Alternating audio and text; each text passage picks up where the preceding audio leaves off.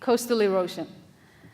This is a very clear evidence of what's happening on Kiribati. You can see damage to the infrastructure, damage to roads caused by coastal erosion. And the rate of coastal erosion every day is frightening because it is faster than our capacity to repair damage and to build homes lost in the process and so forth.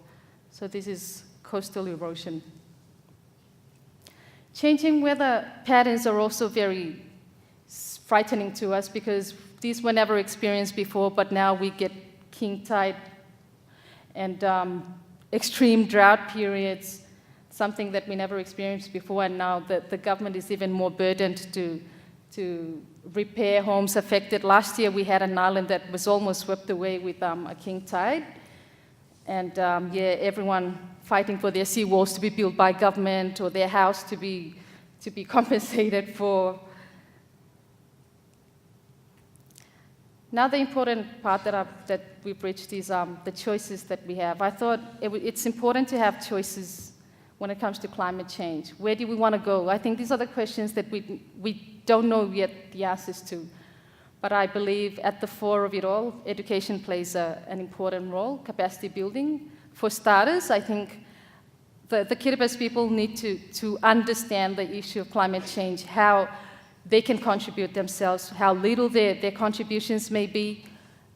I think that's one area we're trying to encourage. There's a lot of debate saying it's the industrialized countries, who are emitting the most carbon dioxide. Why do we have to pay the cost? But to help our own selves, I think we have to begin, and that's what we're trying to do at the grassroots level. We're teaching, beginning from schools, families, how important the environment is, and how, most of all, to adapt to the changes that are happening around us. Government has three main strategies on climate change. Short-term strategy is adaptation, like I've mentioned before. So this includes education, a lot of capacity building with the help of the National Action Program of Action, and the Kiribati Adaptation Project. These are funded by the World Bank and the United Nations, so they work with our government to help us adapt to climate change.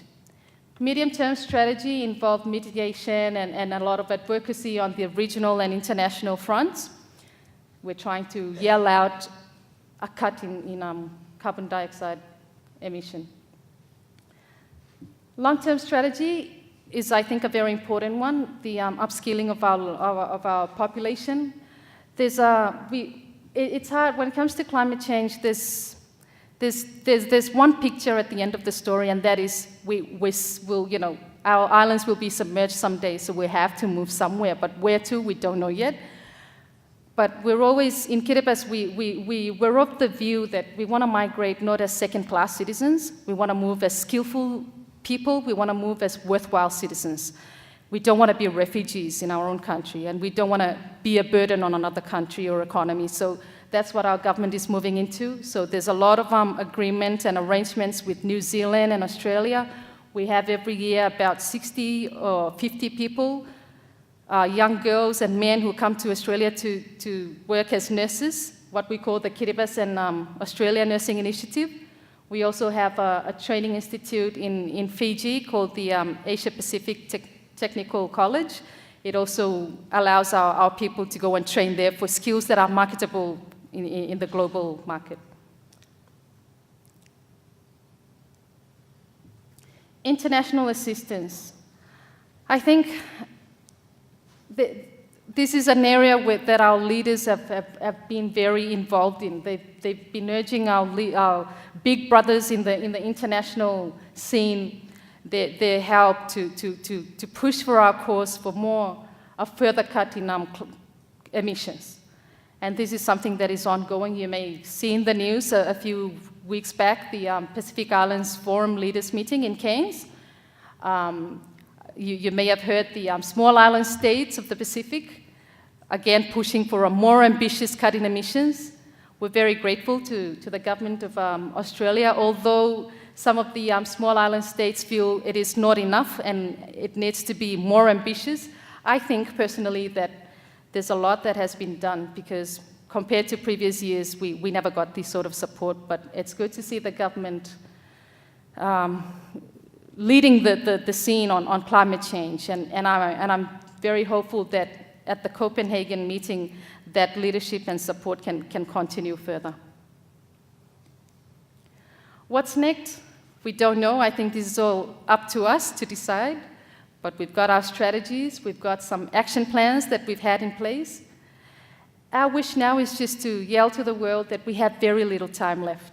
We want to remain on our island much longer. Maybe we'll still be there until our grandchildren grow up, but I don't know what happens to our descendants after that. That's a sad story. In the worst scenario, like I said earlier, we want to migrate not as refugees and not as second-class citizens, but as worthwhile citizens with our pride and dignity. We appeal to the world to help us remain longer on our islands. I believe we can make a difference. It is already happening, so whether we increase the cut in emissions or not, the fact is it will happen. But the difference is we can contribute, lessen the impact that it will have on us. And that's what we're asking the world. With that, ladies and gentlemen, I leave you with the Kiribati traditional blessing of health, peace, and prosperity. Te Maori te rai o te tapamua. This is something we believe in, and we think everyone is entitled to a quality life of health, peace, and prosperity. Thank you very much. Akamtama.